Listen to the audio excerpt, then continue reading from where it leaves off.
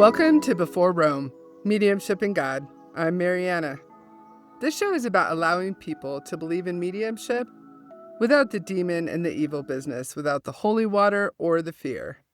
It's about understanding that the church, and the patriarchy right along with it, stole a history from us that was never theirs to take, especially from women.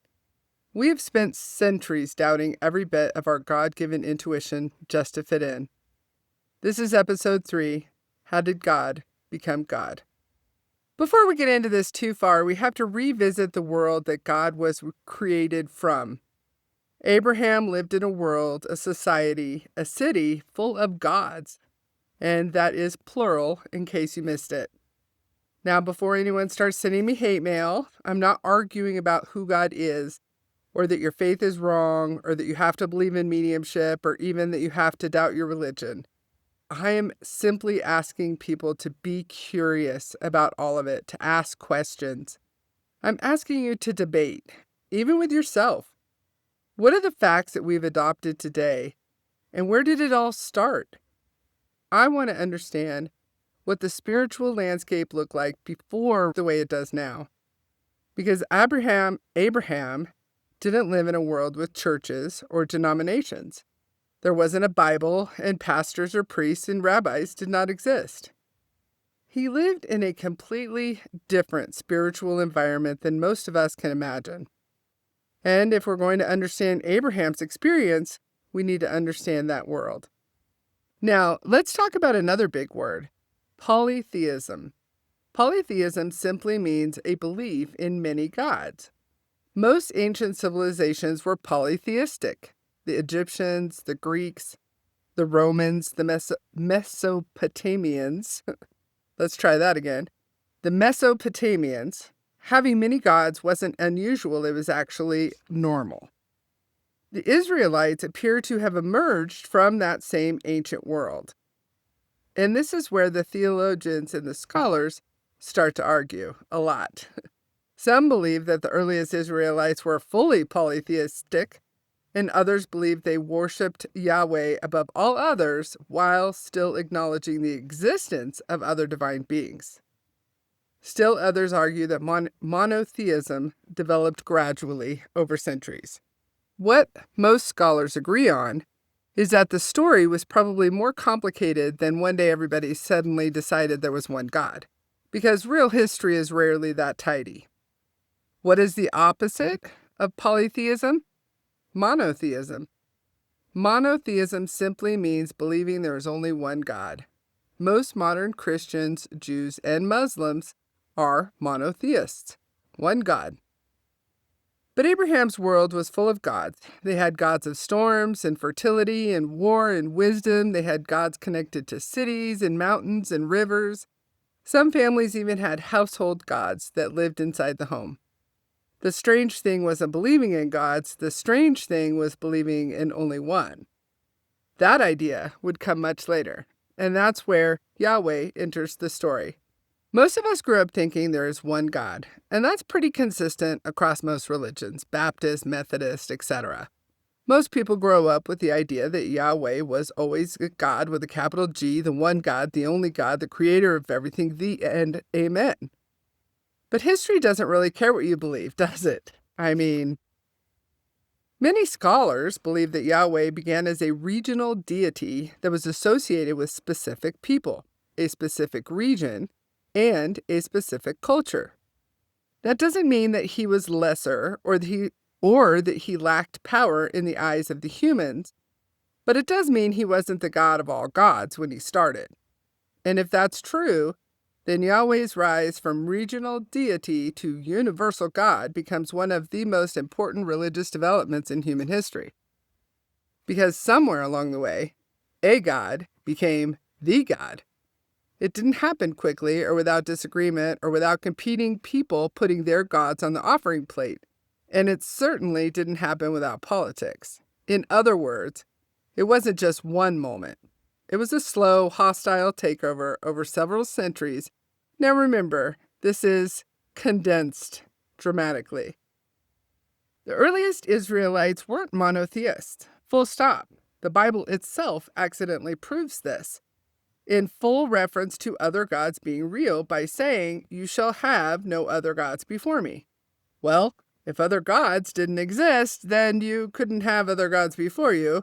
It meant that Yahweh wanted to be first. That's not monotheism, that's basically favoritism.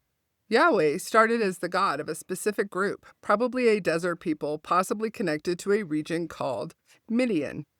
He was a storm god, a warrior god, fierce, territorial, associated with mountains and fire, not a gentle universal creator, but a local fighter.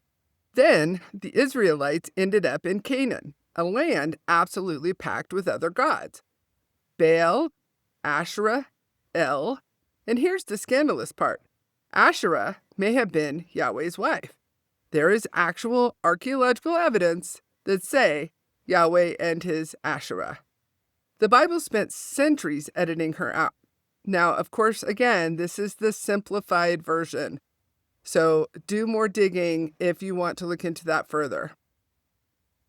So what happened? Well, the priests happened. In fact, a specific priestly class centered in Jerusalem. They decided Yahweh was the only God, not because God told them, but because centralizing worship in Jerusalem meant centralizing power in Jerusalem. One God, one temple, one city, one priestly class controlling all of it. And then they wrote it into the law. They edited the older text, and they called everyone who disagreed with them a heretic. Cool. So, I went looking for the scandal because, let's be real, there's no damn way that God became God without some ancient shenanigans. Meet King Josiah in 622 BC. Josiah is the king of Judah. He's 8 years old when he takes the throne. His father was assassinated in a coup, and by the time he's in his 20s, he has decided that Yahweh is the only God and everyone else needs to get with the program or get out. But here's where it gets wild. Workers are renovating the Temple of Jerusalem when somebody conveniently finds a scroll, a lost book of the law. Most scholars believe it was an early version of Deuteronomy, just sitting there in the treasury, which is incredibly convenient. Scholars have been side-eyeing this discovery for centuries because the timing was almost too perfect. You mean a king who wants to centralize all worship under one God suddenly finds a document that says, "Centralize all worship under one God"? Some scholars believe it was written by the priests themselves and planted there. A miraculous new word from Yahweh appearing right on schedule. Now, whether the scroll was planted or genuinely discovered doesn't matter for what happened next. What happened next was a purge. Josiah went through the temple and ripped out everything connected to any other god. Baal, Asherah, the sun, the moon, the stars, all of the sacred objects were burned. The priests of other gods, executed. Executed. If you're really paying attention, you notice I just said priests, and yes, I did say early on that priests didn't exist in Abraham's world. But we've moved. We're now in 622 BC, which is somewhere between 1200 and 1400 years after Abraham. To put that in perspective, that's a longer stretch of time than from the birth of Jesus to today, and the world had changed a lot. And by Josiah's time, organized religion had professionalized itself.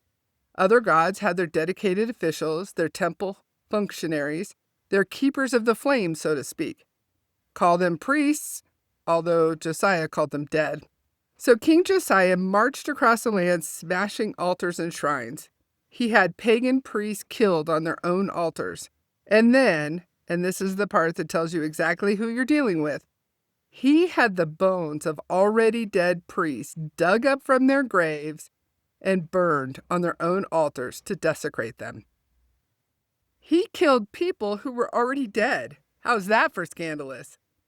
And he cleaned out the seers, people who received visions and information from the divine.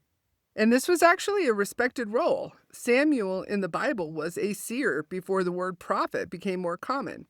People who read omens, interpreted signs, cast lots, and read animal entrails. Think of them as the people you consulted before a battle or a big decision.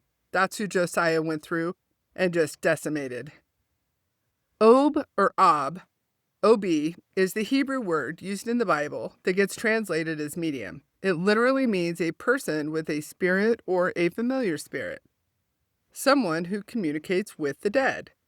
So did they go direct or did they bring through any old person with a beef? Well, they did both, but primarily they went direct.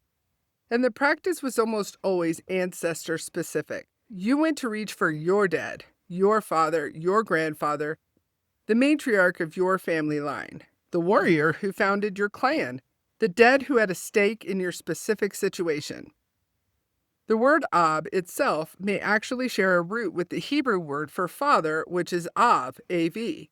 Some scholars think that Ab was literally the spirit of the father, the ancestral dead, your people specifically, because the belief was that your ancestors still cared about you. They still had skin in the game. Your prosperity was their legacy. Obviously, if you did well, they were looked upon favorably, and your children were their continuation.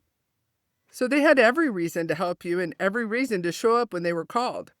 So it wasn't just any dead person who's hanging around, come on down. It was very intentional, very relational, very specific.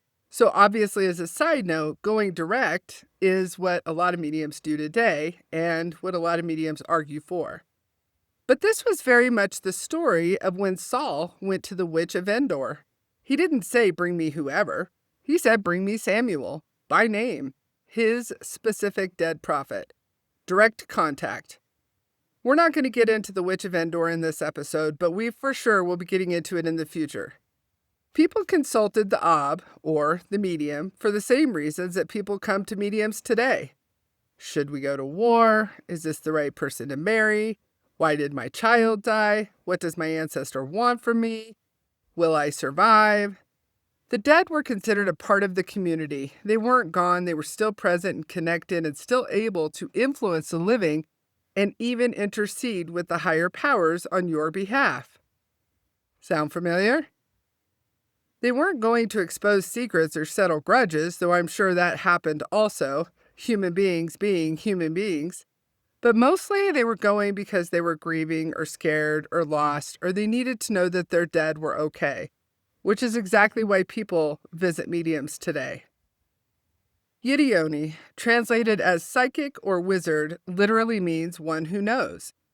And where were they? Well, they were everywhere. They weren't just setting up shop waiting for anything. They were woven into the daily life of the time. You consulted them the way you'd consult a doctor or a lawyer today. Before a battle, before a marriage, when your livestock were sick, when a king needed to know if he should go to war. They were at the city gates and the sacred wells and at high places like the hilltop shrines that existed everywhere before Josiah smashed them all. The Bible says Josiah got rid of the seers and the diviners and the Ob, people with familiar spirits, and the Gideoni, the knowers, and they weren't hiding in back alleys. These were your merchants, your cousin, your aunt. They went to get water from the same well that you took your bucket to, and they hiked the same hilltops you did. They were as normal as the baker and the blacksmith until a king decided he would kill them all, and did. He killed them alongside the priests of every other religion that still existed. And this is how Yahweh became the only God in a very, very condensed version of a very long, long history. And that was 622 BC. But what happened back then doesn't feel ancient to me. I mean, these are topics we're covering. They don't feel like ancient history because we are still affected daily by the beliefs we allow from the past. And within our laws, within our schools, and our politics, we find religion. And even if you consider yourself an atheist, you're living right alongside those who do believe in religion. So you hear it on the TV, you hear it on social media, you argue and have opinions about it, not even realizing where any of it started. I know there are exceptions. You other info nerds probably know where it started. I see you, don't stress. But this argument about who gets to speak to the divine and who gets to interpret what comes back and who gets to decide what's real and what's a fraud is an argument that has never ended and sadly never will. I know because I'm one of the ones in it. The objection to mediumship isn't really about whether the dead are accessible. They clearly believe the dead are accessible. Entire religious traditions and history say so. The objection is about who controls the access.